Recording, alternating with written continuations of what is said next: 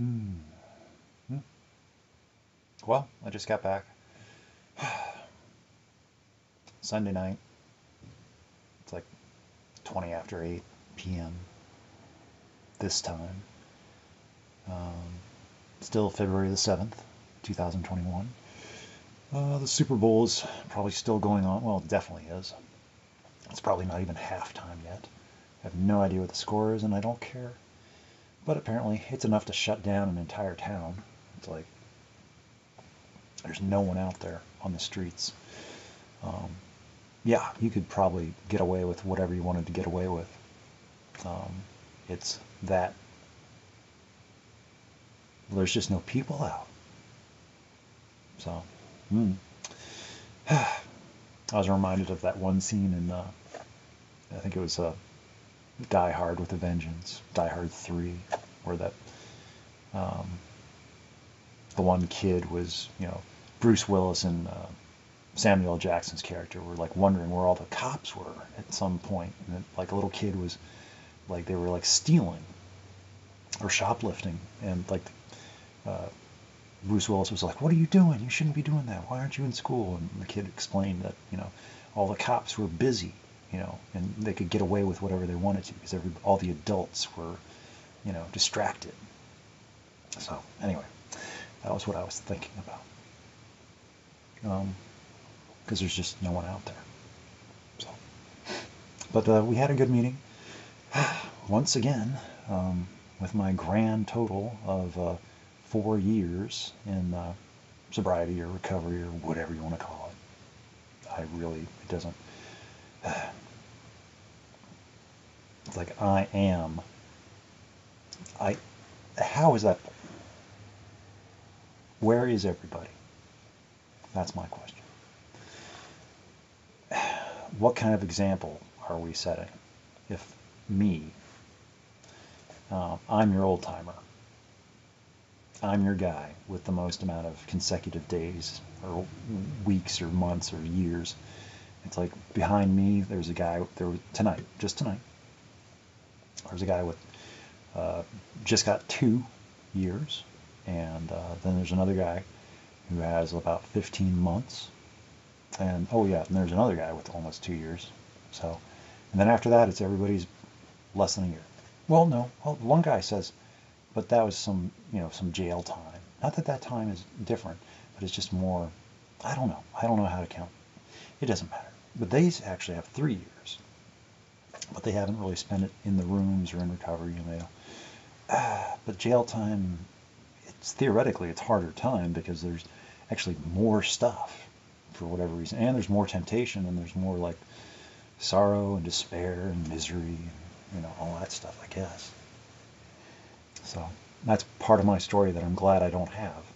I mean, I got the whole death part pretty down pat, but I kind of skipped out on the going to jail part. I went, do not, when you pass, what is it? Something about Monopoly?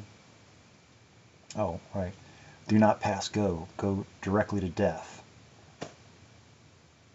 So that was my route. But I got better. Um, at the age of 37 years, I'm sorry, I've got like a little bit of, it's cold out.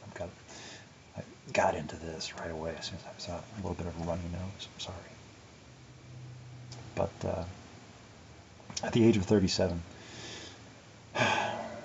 still having enough vitality and vigor and youth and energy and, to recover. I mean, it's like, I don't know, it's like people that drink the way I drank, or I don't know how you do it for so long, or people, drink like that, or worse, or I don't know, till they're 50 or 60, and then start to, it's like wow. So it's like I got to a bottom of my understanding at exactly the right time. If it had been any later, if it had been any earlier, it had to happen, and when it did. And so it's like I'm glad I was paying attention. or didn't give up on myself.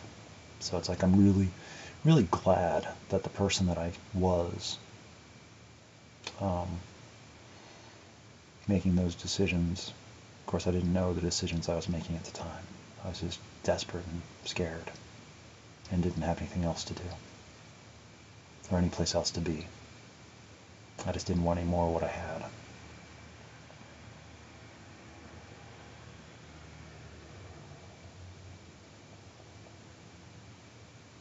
So I'm glad that that person kept on hanging on, and just kept on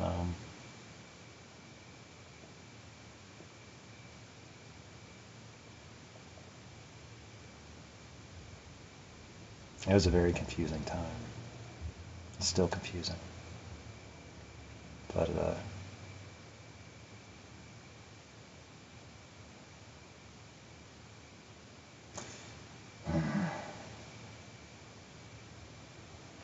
anyway,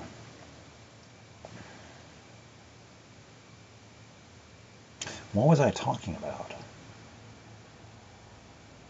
Sort of lost my train of thought. Well, I have my train of thought. It's just I don't want to travel it right now. I guess I was talking about after the meeting.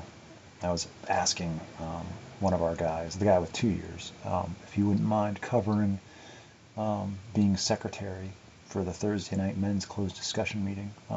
Either not this Thursday and maybe not next Thursday, maybe the Thursday after, because I'll be giving my lead, which is just basically the other thing they call it is a testimony, which is more accurately just telling my story of what happened to me, how did I get to where I'm at, up in front of people, telling you how did I get to this spot that I will be at, and it's called giving a lead, and it's sharing my strength. You can call that resolve or determination or stubbornness, experience, which is just, my recollections and memories, and hope. What keeps me going, what drives me, what inspires me, to be better, to do better, to live better, to understand. So, to share my strength, experience, and hope. What it was like, what happened, and what it's like now. And I gave this lead, because I've only got the one story. I gave this lead down there at Columbus at the CFC over 2 years ago. A guy named Alan asked me if he said, it's like, I've never heard you give your lead. I was like, I haven't given it. He was like, I think I'd like to hear it. And I was like, okay. So I agreed, and I was scared. I was already backed into a corner, and I could feel he was about to ask me something I didn't want to do. And I was like, well, I'd already decided before even, in just those couple seconds, I was like,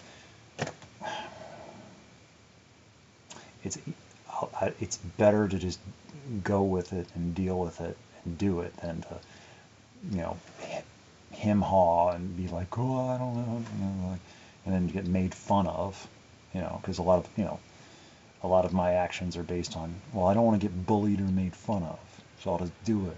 That way I don't have to hear about it or get bothered about it or pestered about it or joked about it. And I've gotten better about things, or I don't let people bother me so much.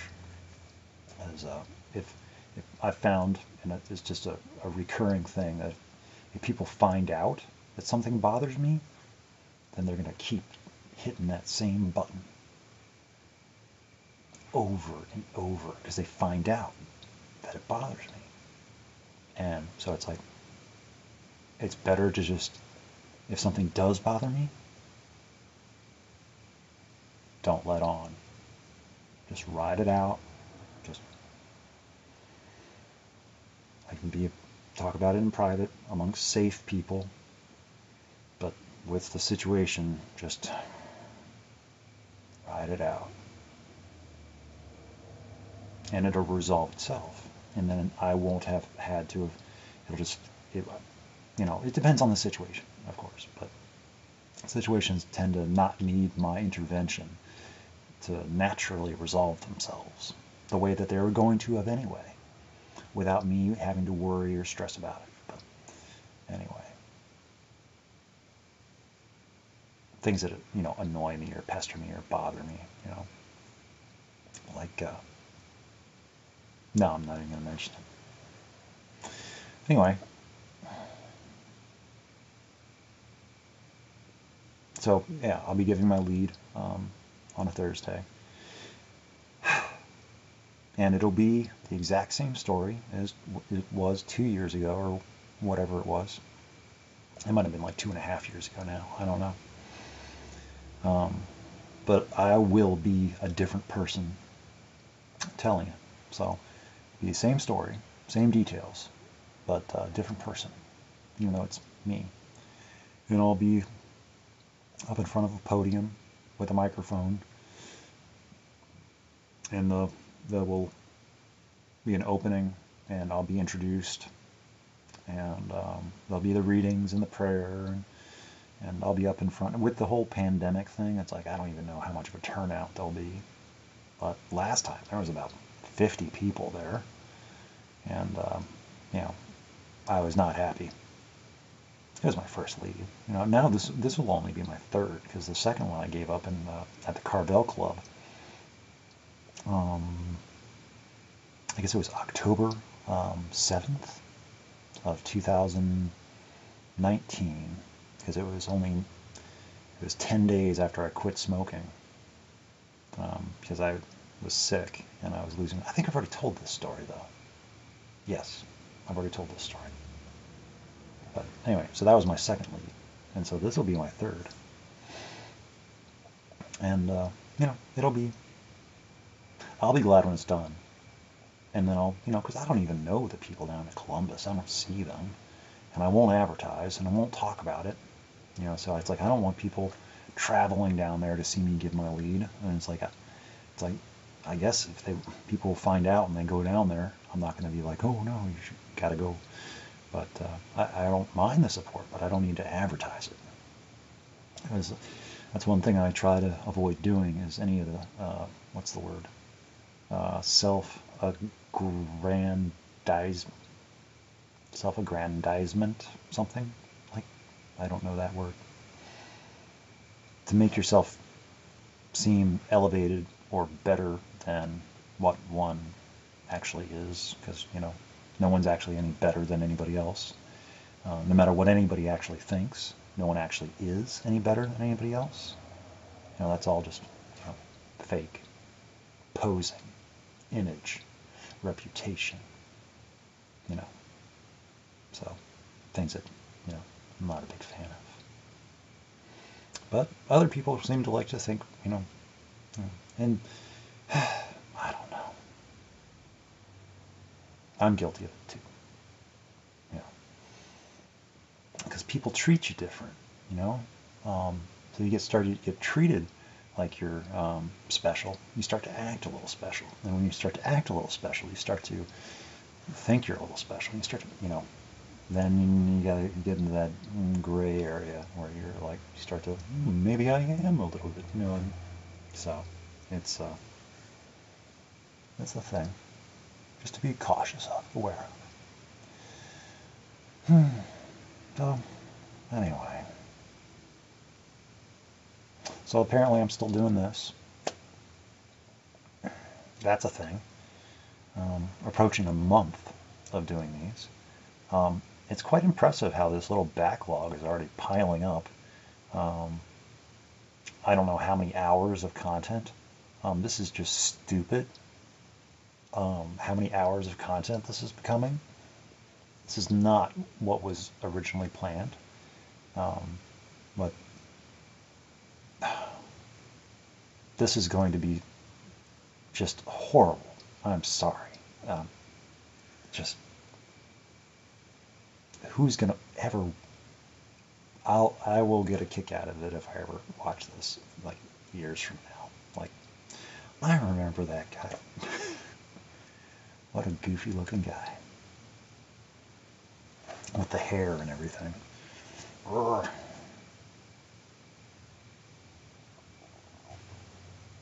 It's only going to get longer too, and it's like, what am I even going to do with it? It's like, but I'm just going to grow it. Why not? Not do anything else. It's interesting. I have fun with it, except for when it catches my contact nowadays or gets in my mouth. Like, really? Is that what I'm talking about? I'm just, I think it's getting close to the longest it's ever been. So it's got my attention. And apparently it's got other people's attention too for some reason. It's kind of dumb. But anyway, I guess when I start talking like that, it's like I don't really have much else to say. So, but I did. But I already talked about that. I was going to talk about the politics of environmentalism, or the politics of ecology. It's like, I've already talked enough about that.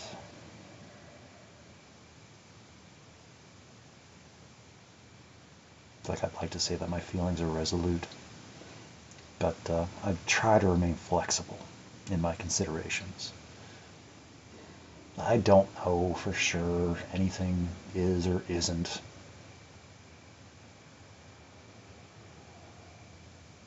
Too late. It just feels so beyond hope that it's just easier sometimes to just believe it's too late and there's nothing, because it just seems so big, so it's like,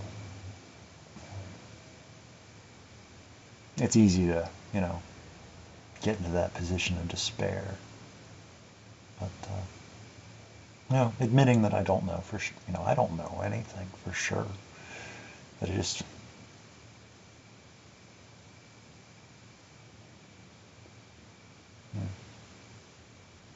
anything's possible.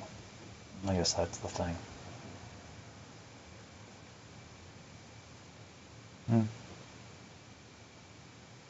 I really don't know what isn't possible until I decide it. Once I've decided that something isn't possible, then all of a sudden it becomes impossible. But if I just dream a little bit, or imagine a little bit, or, leave doors open, leave windows cracked, it's like possibilities, I guess. But I guess it's only, so it's only when I shut doors and close them and lock them, then all of a sudden, now it's impossible. Because even if, things are like working in a favor, it's like, well, I've already shut down on the possibility, so it's like I'm not paying attention. So as long, I don't know. So nowadays I'm working on being a part of the solution instead of part of the problem, which is mostly just working on myself. So I'm not the problem. I can work on being a solution for myself, and that involves being open-minded, not to just the convenient solutions, but the inconvenient ones too.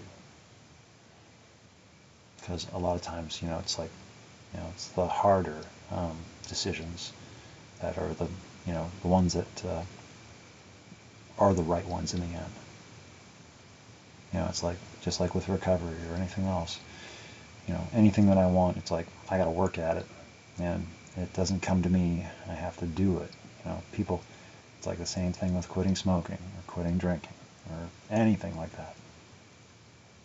No one's going to do it for me. And talking about it doesn't get it done. So,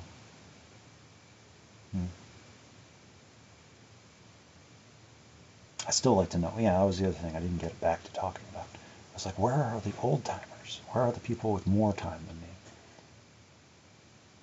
me? The people that are supposed to be the moral stewards of this program. You're giving the program to me, and I'm the one that's going to be shepherding. It's like, I don't do half the things that most of the time people are talking about that you have to do. I don't do those things. I never have. And I don't support them either. So I don't talk about them. But then other people, it's like, so where are they? All the people that were here when I was coming in, what happened? Did they just, oh, Eric's got this? No, I don't. So don't look. I am not your leader. Oh, not that anybody ever, no. But I am looked to because I have been around for a while. So people just naturally look to the guy that seems confident. Seems. So it's only because I've been around. So I'm just comfortable with myself. And I guess that's the thing that people see, is that he's comfortable with himself. So he must know what he's doing. It's like, but I don't. But so, and the other thing about, not caring about what other people think. So I guess that's part of the comfort too. It's like I can get away with whatever I want, basically. Within reason, of course, like I just say what's on my mind. And people just, and it's true. Everything's true. I have no reason to, say anything different than what I'm thinking, just like here. My motivation is to just share what I'm thinking, and whatever people think, they're going to think. And most of the time, people that I see, it's like, they're very temporary. So it's like, I don't expect any lasting relationships or friendships or, people are just, they come in, they do what they do, they leave, and I never find out what happens to them. Yeah, so I guess I don't really take the time, most of the time, to really get to know people until they start opening up and talking about themselves, and I get a sense of them.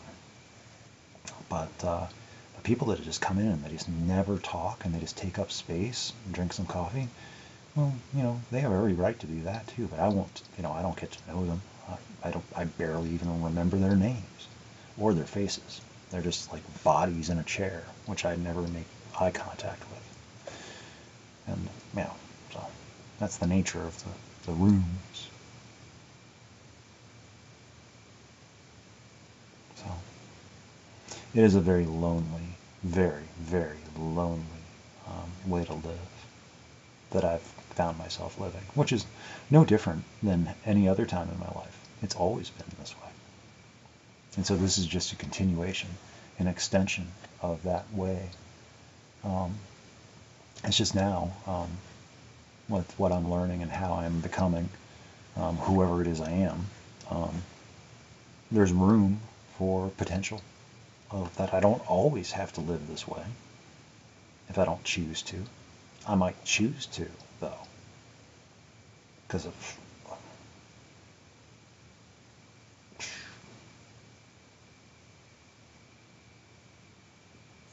I'd have to be convinced otherwise, because I'm used to this and this is what I'm comfortable with. And it's like, I don't know, it seems like other people enjoy like having social relationships and stuff like that, but it seems like awfully,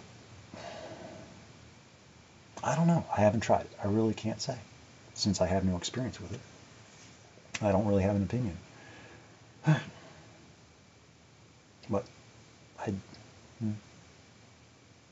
so anyway, I don't want to say any more, so I'm not going to. That's my freedom. Yeah. So I want to get this going before it gets too long. For whatever reason, whenever it gets up in the time, it takes forever to process. But if I cut it off a little bit early, and then it's like I don't know what the phrase is, but anyway.